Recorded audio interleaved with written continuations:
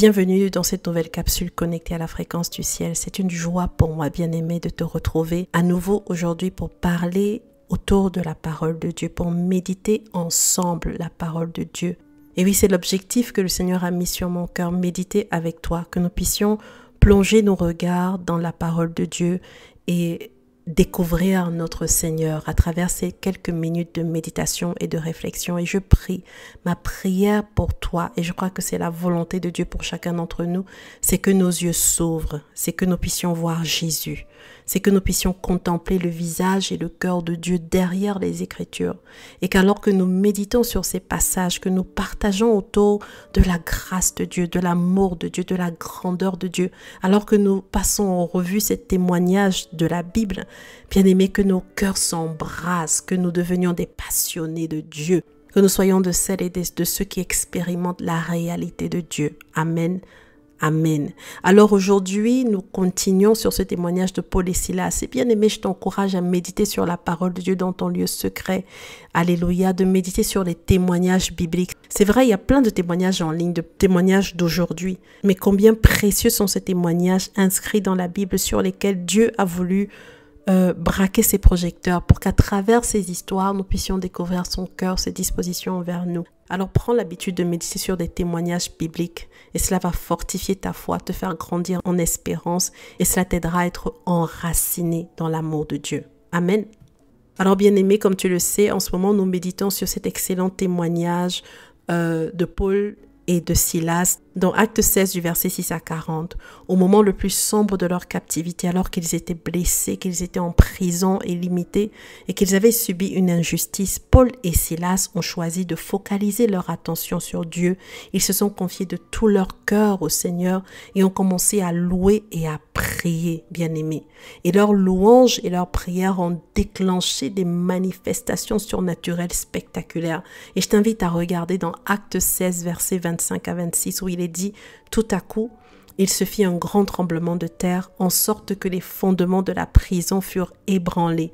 Au même instant, toutes les portes s'ouvrirent et les liens de tous les prisonniers furent rompus. » Bien-aimé, ma prière, c'est qu'alors que tu te focalises sur Dieu de tout ton cœur dans cette saison, pour l'exalter, pour le louer, les fondations de l'endroit où l'ennemi croyait t'enfermer soient ébranlées, que toutes les prisons qui étaient fermées devant toi et ta famille s'ouvrent et que les chaînes que l'ennemi utilisait pour vous limiter soient brisées. Amen. Amen. Bien-aimé, tu dois savoir que ta dévotion personnelle, tes prières, tes louanges, tes actions de grâce ont un impact puissant sur ton environnement, sur tes circonstances, sur les gens autour de toi. Alléluia.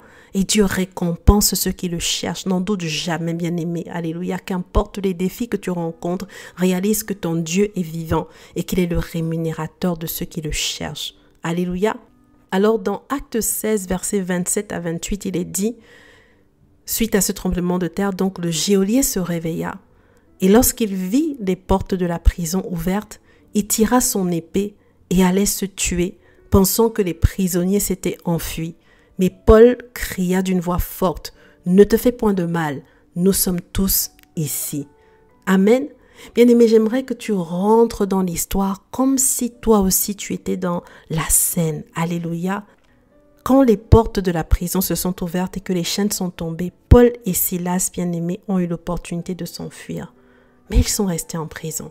Et ça m'a interpellée dans le texte. Je me suis dit, mais ils avaient la possibilité, ils avaient l'opportunité de sortir, de sauver leur peau et d'aller le plus loin possible, en fait, de cette prison, d'aller se cacher, de faire ce que beaucoup d'entre nous auraient fait.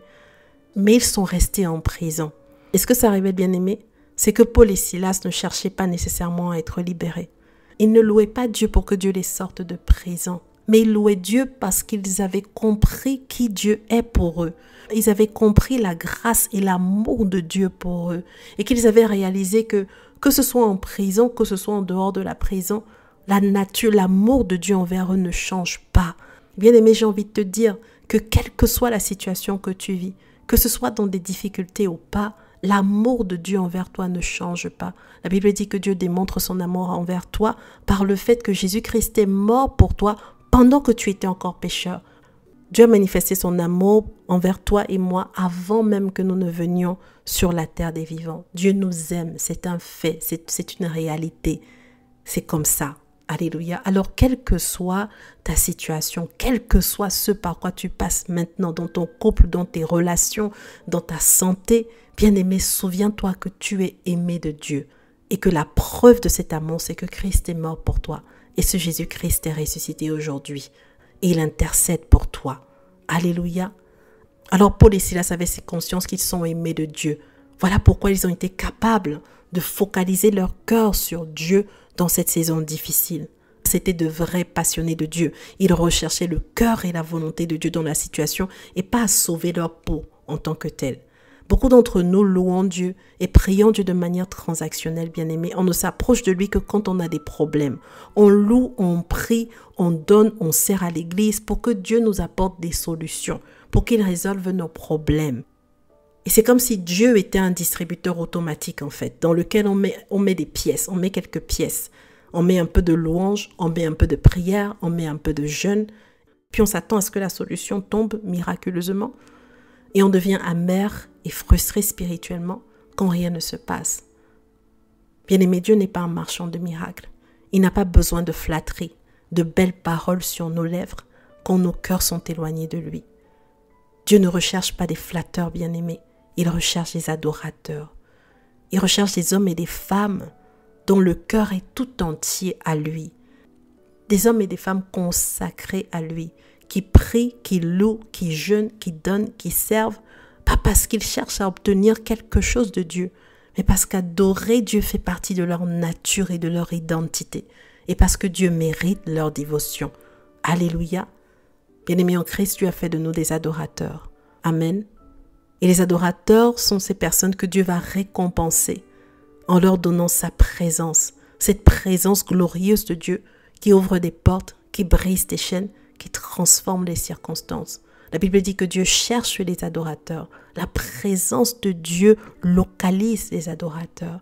Alors plus que jamais dans ta situation, ne cherche pas la main de Dieu. Ne cherche pas les réponses en soi. Ne cherche pas des expériences surnaturelles. Cherche le cœur de Dieu. Cherche à adorer Dieu de tout ton cœur. Cherche Dieu lui-même. Et alors que tu cherches Dieu lui-même, la gloire de sa présence va se manifester dans ta vie. Et certaines situations vont se décanter dans ta vie sans même que tu n'aies ouvert la bouche pour prier par rapport à ça. Alléluia. La Bible dit dans le psaume 140, au verset 13, « Oui, les justes célébreront ton nom. Les hommes droits habiteront devant ta face. » Alléluia. Et je termine ici, bien-aimé, en te disant, la louange, l'adoration, la prière attire la présence de Dieu. Et à partir du moment où on commence à adorer Dieu, à le louer, sa présence commence à se manifester. Et on commence à vivre des expériences surnaturelles et à voir des choses changer dans nos vies. Mais bien-aimé, ne cherche pas premièrement le changement ou l'expérience surnaturelle, cherche Dieu. Et en lui, tu trouveras tout ce dont tu as besoin. Amen. Amen. Alors bien-aimé, j'ai encore tellement de choses à te dire sur ce témoignage glorieux, excellent de Paul et Silas. Et je te reparle dans la prochaine capsule par la grâce de Dieu. Je t'invite à t'abonner si tu es nouveau sur la plateforme et tous les lundis, on partage une capsule de vie, une capsule qui va te faire du bien et t'aider à grandir dans ta relation avec le Seigneur, à connecter à la fréquence du ciel, ou si tu veux, connecter à la voix de Dieu, connecter au cœur de Dieu. Alors abonne-toi et je te dis à très vite pour la prochaine capsule connectée à la fréquence du ciel.